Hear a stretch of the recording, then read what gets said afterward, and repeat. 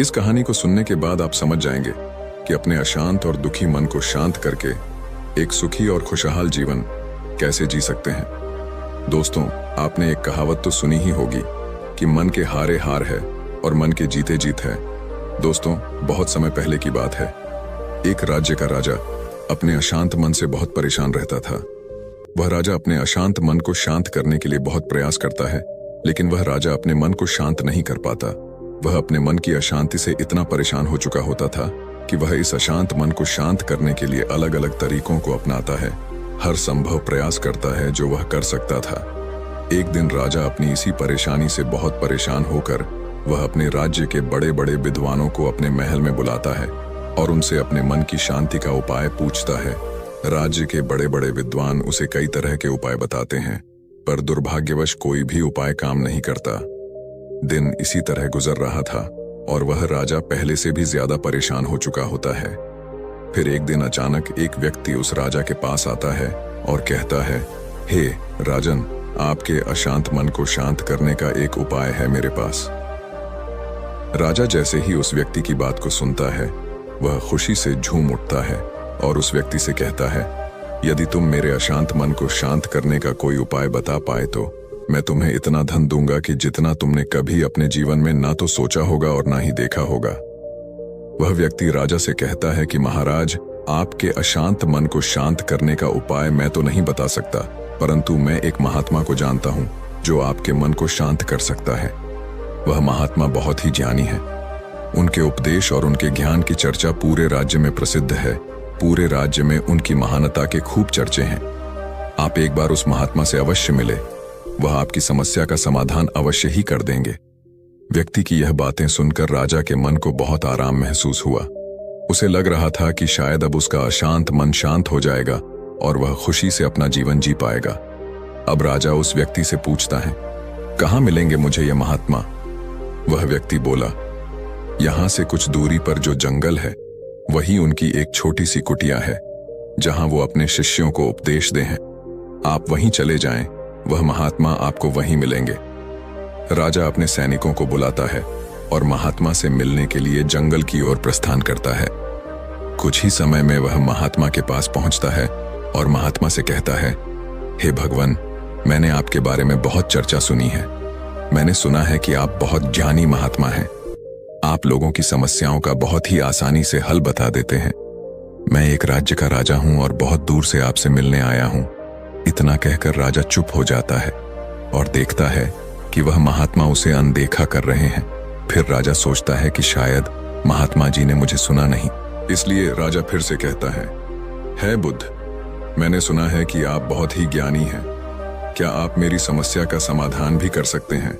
बुद्ध अभी भी राजा की किसी भी प्रश्न का उत्तर नहीं देते और बस मौन बने रहते हैं। बुद्ध को मौन देखकर राजा को बहुत आश्चर्य होता है। राजा मन ही मन सोचता है कि बुद्ध उसे कोई उत्तर क्यों नहीं दे रहे हैं।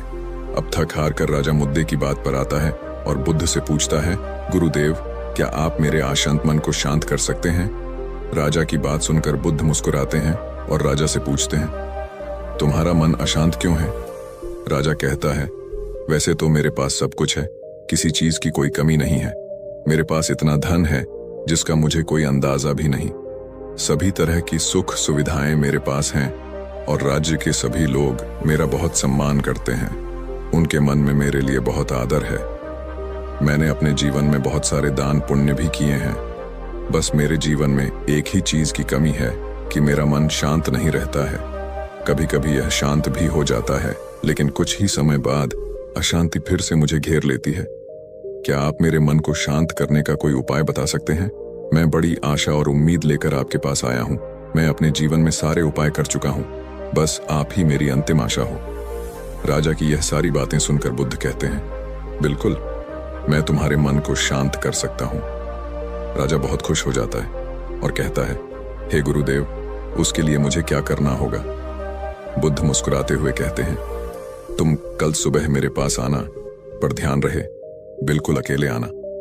राजा कहते हैं, ठीक है, मैं कल सुबह ही आपके पास आ जाऊंगा।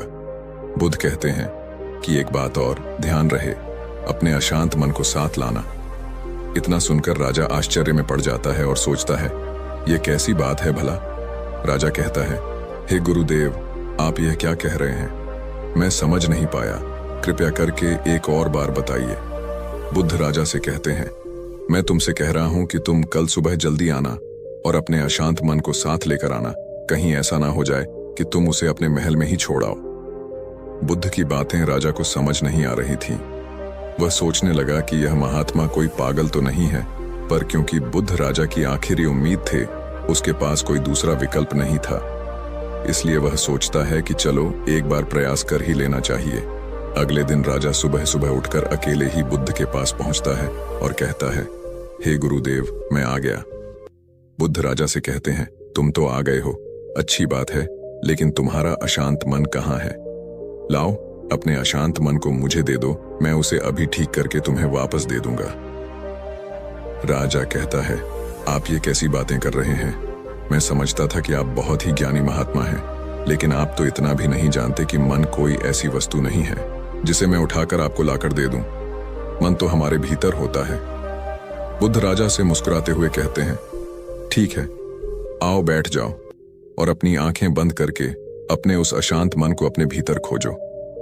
राजा अपनी आंखें बंद करके बैठ जाता है और अपने उस शांत मन को अपने भीतर खोजने का प्रयास करता है। वह बहुत देर तक आंखें बंद करके बैठा रहता है। बहुत देर तक आंखें बंद करके बैठे रहने के बाद बुद्ध राजा के कंधे पर हाथ रखकर कहते हैं, आंखें खोलो। राजा अपनी आंखें खोलता है। बुद्ध राजा से पूछते हैं, क्या तुम्हें तुम्हारा अशांत मन मिला? राजा कहता है, नहीं, मुझे मेरा अशांत मन अभी तक नहीं मिला। बुद्ध राजा से कहते हैं, चलो कोई बात नहीं, अब तुम कल फिर आकर प्रयास करना। आज के लिए इतनी खोज पर्याप्त थी। इतना सुनकर राजा बुद्ध से आज्ञा लेकर अपने महल वापस लौट जाता है। अगले दिन फिर सुबह सुबह राजा बुद्ध के पास पहुंच जाता है और वैसा ही करता है जैसा उसने कल किया था। राजा अपनी आंखें बंद करके बैठ जाता है और अपने उस अशांत मन को अपने भीतर खोजने का प्रयास करने लगता है। बहुत देर तक राजा अपनी आंखों को बंद किए बैठा रहता है। थोड़ी देर बाद बुद्ध फिर से राजा के कंधे पर हाथ रखते हैं और कहते हैं, क्या तुम्हें तुम्हारा अशांत मन मिला? राजा बुद्ध से कहता है, नहीं गुरुदेव, नहीं मिला, मुझे मेरा अशांत मन आज भी नहीं मिला। बुद्ध राजा से कहते हैं, ठीक है, कोई बात नहीं, आज के लिए इतना ही पर्याप्त है, अब तुम कल फिर आना। आज फिर से राजा बुद्ध से आज्ञा लेकर अपने महल को वापस लौट जाता है। अगले दिन सुबह फिर राजा बुद्ध के पास पहुंचता है और बिल्कुल वैसा ही करता है जैसा वह पिछले 2 दिनों से कर रहा था। वह अपनी आंखें बंद करता है और बैठ जाता है और अपने उस अशांत मन को खोजने का प्रयास शुरू कर देता है। राजा अपनी आंखें बंद करके बैठा रहता है, लेकिन बुद्ध आज राजा के कंधे पर हाथ रखकर उसकी आंखें नहीं खुलवाते। राजा बस अपनी आंखें बंद करके बैठा रहता है। काफी समय बीत जाता है, वह फिर भी बैठा रहता है। इस बीच बुद्ध राजा के पास ही बैठे रहते हैं। पूरा दिन बीत जाता है, पूरी रात बीत जाती है, पर राजा अपनी आंखें नहीं खोलता। वह अपनी आंखें बंद करके बस बैठा रहता है और अपने उस अशांत मन को ढूंढ रहा होता है। ऐसा करते करते एक पूरा दिन बीत जाता है। अगले दिन सुबह राजा की आंखें खुलती हैं और जैसे ही राजा की आंखें खुलती हैं, राजा अपने आप को बुद्ध के चरणों में नतमस्तक कर देता है और कहता है कि हे गुरुदेव, मुझे मेरा अशांत मन तो कहीं नहीं मिला, पर वह शांति जिसे मैं ढूंढ रहा था वह मुझे जरूर मिल गई। आप धन्य हैं, मैं जीवन भर आपका शुक्रगुजार रहूंगा कि आपने मुझे इस शांति को खोजने में मेरी सहायता की। तो दोस्तों, इस कहानी से हमें यह सीख मिलती है कि अगर हमारा मन अशांत हो तो हमें उसे शांत करने के लिए बाहरी चीजों की तलाश करने के बजाय अपने अंदर की गहराइयों में जाने की कोशिश करनी चाहिए। इस कहानी को सुनने के बाद आप समझ जाएंगे कि अपने अशांत और दुखी मन को शांत करके एक सुखी और खुशहाल जीवन कैसे जी सकते हैं। दोस्तों, आपने एक कहावत तो सुनी ही होगी कि मन के हारे हार है और मन के जीते जीत है। दोस्तों, बहुत समय पहले की बात है। एक राज्य का राजा अपने अशांत मन से बहुत परेशान रहता था।